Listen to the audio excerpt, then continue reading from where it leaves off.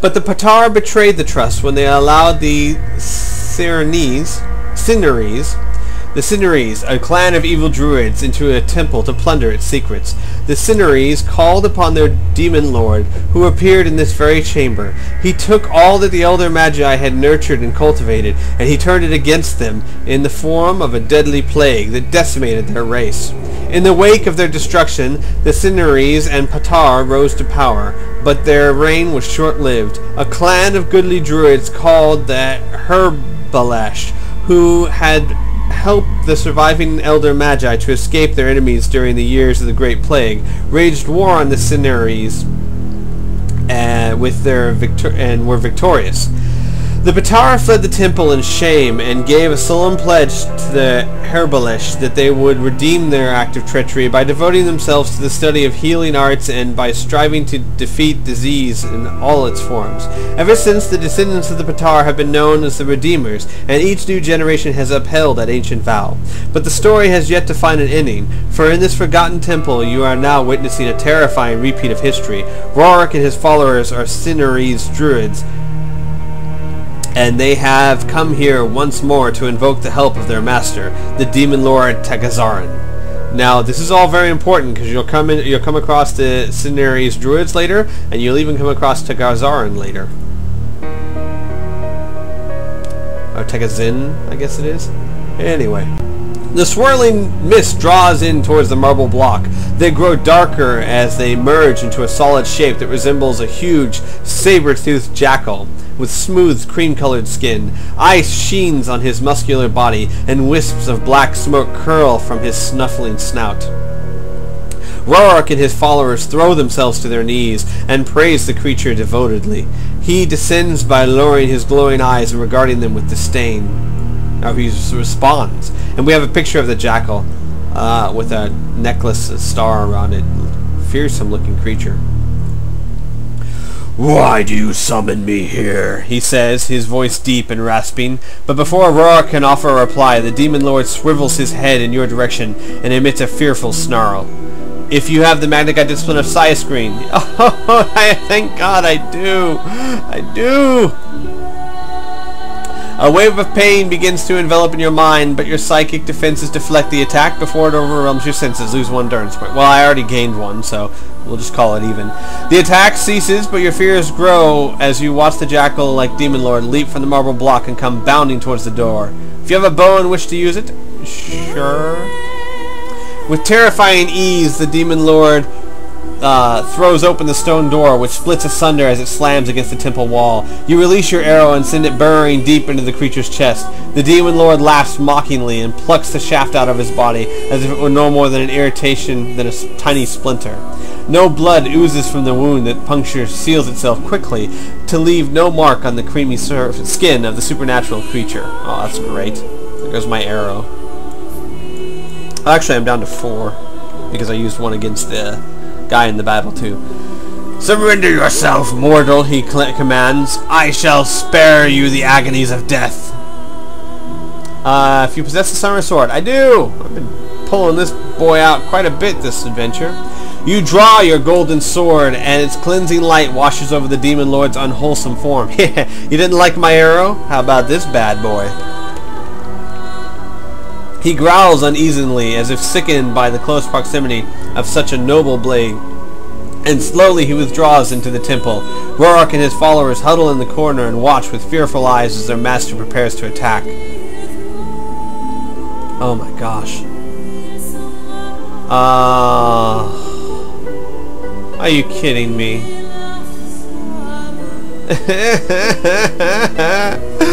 Oh no! Alright, his combat skill is 45. His endurance is 65. I only got to get him down to 20.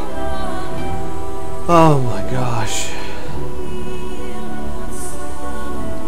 I have a health of 25. I am just one. I forgot this fight was so hard. One massive battle after another in this book. I'm going to get my butt kicked again, aren't I? Okay. I'm at a -10. I'm going to get slaughtered. Let's do this. I don't want to do this. Alright, let's do this. I'm down to 19. He took no damage. He's down to 55. He's down to 54. I'm down to 12. He's down to 51. I'm down to 6. I'm dead. Let's try this again. I have to fight to the death, so... Oh, hang on. Let's try this again.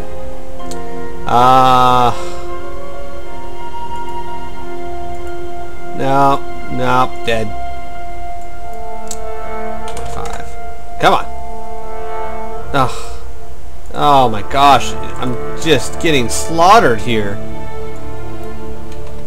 You know what I'm gonna do? God, I wish there was a way to, because he's an evil creature. I think the only way I could win this is maybe if I double his endurance point loss. Takes 4 damage, 7 damage, 4 damage, 4 damage, 5 damage.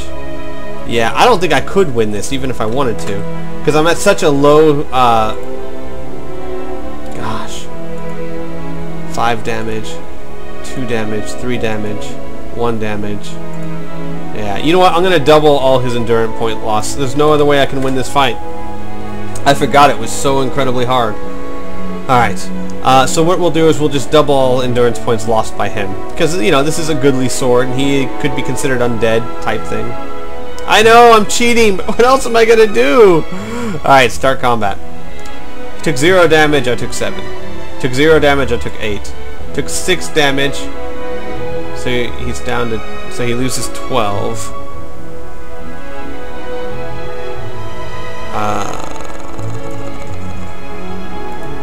So he's down to 12. So he loses 12, so he's at 53. Start combat again. Oh, he took 7 damage, I took 0. That was a really good hit. So he loses 14. So 43, 39. Oh, I might survive this. Ah! He took 3 damage. I'm down to 1 endurance point. Oh no, I don't think I'm going to survive this. So minus 6, which is 33. Start combat. Nope, dead. Okay, let's try this again. Okay, start combat. He took 1 damage. I took 7. Took 2 damage. Okay, I just got slaughtered there. Start combat again. Took 1 damage. Took 5 damage. I took 4 damage. Alright, so 6. So he's lost 12. So now he's at 55, 53. Start combat again. He took another 6 damage. So he lost another 12. Oh good, this is going better. So he's at 41, and I'm at 11. Start combat again. No, killed me. Come on. Start combat. Took 3 damage, I took 6 damage, so another 6 damage right there. Nope, died. Alright. Took 4 damage, I took 5 damage. It took 6 damage. Okay, so 4 and 6, so he took 10. So he took 20 points. Okay, so I got him, and I'm down to 3 points. Okay, good, we did this. Finally. I'm sorry, guys. I don't like cheating, but there is no other way I was going to win this fight, honestly. And I'm back down to 3 hit points. Now, and part of this, too, it's so incredibly hard because the book's not supposed to go like this. The book is not supposed to put me against that one really powerful enemy, and then the leader of the army, and then this demon lord. No. It was supposed to be like 1 or 2, so... Alright, anyway, I'm back down to 3 hit points. Yay! Tegazin shudders as the blows of the summer sword rob him of his supernatural strength. His body becomes pale, almost transparent, and tiny tendrils of smoke curl from his skin as if his body were slowly evaporating. He retreats towards the center of the temple and leaps onto the marble block. There is a chilling howl, and suddenly the shadowy chamber is flooded with a blinding light. Thunder booms and the walls shake. Terrified, Rourke and his companions flee through the shattered doors and scramble up the stairs. Crackling bolts of white lightning leap from the marble block to tear great chunks of rock from the walls, and the air seethes with the cloying stench that threatens to suffocate you. With terror in your heart, you bound up the stairs to escape the defeated spirit of the demon lord vents its spite on the chamber below. Dust clogs your throat and the roar of falling stone is deafening as you race towards the surface. When you reach the ramp that leads to the crystal doors, you find it split wide open. A web of cracks zigzag across the two halves of the glowing mound of rubble, threatening to seal off the exit. Desperately, you claw your way across the jagged debris, passing the bodies of some of Rorik's followers, and diving through the shrinking exit just before the ceiling collapses, with a tremendous crash. Outside, the situation is remarkably calm. Only the slight ground tremor and the sound of a distant thunder hint at the incredible destruction taking place inside the temple. The clearing is deserted, and you are beginning to think that you are the only one to have escaped when you hear horses galloping away and a glimpse 3 riders disappearing along the track that heads off towards the east. It is nearly dark, and they are soon swallowed by the shadows of the forest. If you wish to follow them, if you wish to ignore them and spend the night in the clearing. Yeah, I don't think I have the hit points to follow them. I think I'm going to ignore them. Just let them ride off. Spend the night in the clearing. This might be a bad move, but I'm going to do it. Alright. It becomes colder as the night draws its black cloak around the clearing. Having done without sleep the previous evening, you are now very tired and settle down to rest with your back against the mossy temple wall. You are just drifting off when you become aware that something is moving near the edge of the trees. Shadowy shapes wreathed in mist and swirl around the pines like phantoms in the dream. If you have the Magic Eye Discipline of Screen and have reached the Magic Eye rank of Mentora, I have. Hang on a second. Let me add 2 more endurance points before I lose them all again.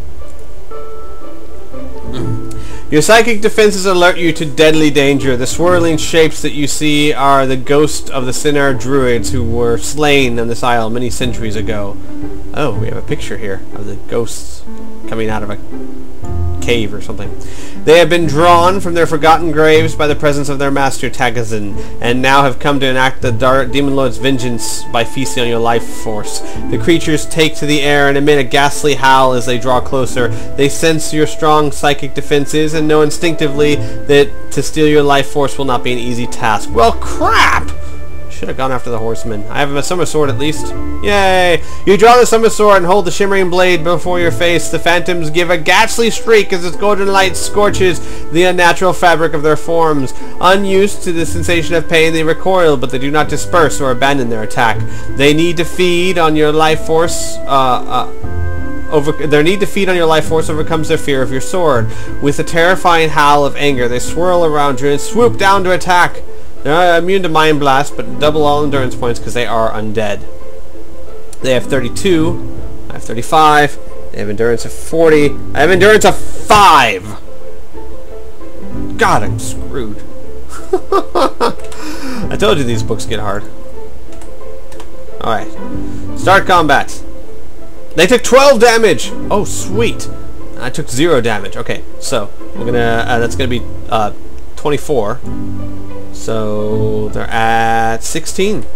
Nice. Let's try this again. They're dead. They took 11 damage. I took 1. They're dead. Okay. Yes. Oh man. Whew. I got some really, really lucky rolls there, and man, wiped them out. Take that, ghosts. A sudden calm descends on the surrounding forest as the last of the ghosts are dispersed by your attack, but the silence is soon shattered by a chilling howl that comes from somewhere deep beneath ground. Shaken by your encounter and anxious to avoid further conflict with the evil spirits of this isle, you enter the forest and hurry away to the east. For 2 hours, you stumble through the forest until fatigue finally catches up with you. Exhausted, you stop and crouch down with your pack against the trunk of a gnarled pine, your knees drawn up to your chin. You must eat a meal. I have a huntsman, so that's okay. Unable to resist it any longer, you close your eyes and drift into a deep sleep. The cold blue light of the early morning and the sound of the crow cawing in the distance stir you from your deep sleep. Rays of golden sunlight stream across the forest canopy, illuminating the dark gray-green foliage and marking your continued trek through the pines, a far easier task than last night. You make excellent progress, and by mid-afternoon you emerge from the woods at the fringe of the eastern border and find yourself staring at the River Brol and its rolling green sea of trees that is the Magador Forest. The rushing waters from Brol are too deep to traverse at this point, so you follow the rock-strewn bank northwards until you catch sight of an ideal place to cross. The remains of an ancient bridge which collapsed centuries ago form a shoal of broken stones that ford the river. The water bubbles and foams as it washes over this shallow causeway. Eagerly you approach the ford, but you stop dead in your tracks when you hear gruff, inhuman voices coming from a clump of bushes near the river's edge. If you have the magic discipline of invisibility or bathmanship, yes I do.